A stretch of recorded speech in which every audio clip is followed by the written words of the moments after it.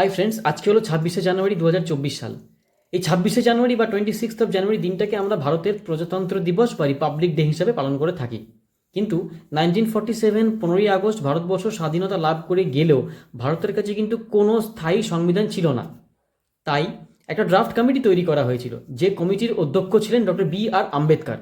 তার নেতৃত্বে এই ড্রাফট কমিটি 2 বছর ধরে অনেক পরিশ্রম করে, অনেক সংশোধন, অনেক সংযোজন এবং অনেক বিয়োজন করে ভারতের স্থায়ী সংবিধান তৈরি করে ফেলেছিল। অবশেষে 2 বছর পর 24শে জানুয়ারি 1950 সালে এই ড্রাফট কমিটি একটা ফাইনাল অধিবেশন বা অন্তিম অধিবেশন ডেকেছিল, যে অধিবেশনের ঠিক দুদিন পর 26th অফ জানুয়ারি 1950 ভারতের স্থায়ী সংবিধান কার্যকরী হয়। তার সাথে সাথেই আজকের দিনে অর্থাৎ 1950 সালে 26শে জানুয়ারি ভারতের প্রথম রাষ্ট্রপতি ডক্টর রাজেন্দ্র প্রসাদ রাষ্ট্রপতি হিসাবে কিন্তু শপথ গ্রহণ করেছিলেন। এটা ছিল 26শে জানুয়ারির ইতিহাস। আপনাদের সবাইকে প্রজাতন্ত্র দিবসের অনেক অনেক শুভেচ্ছা।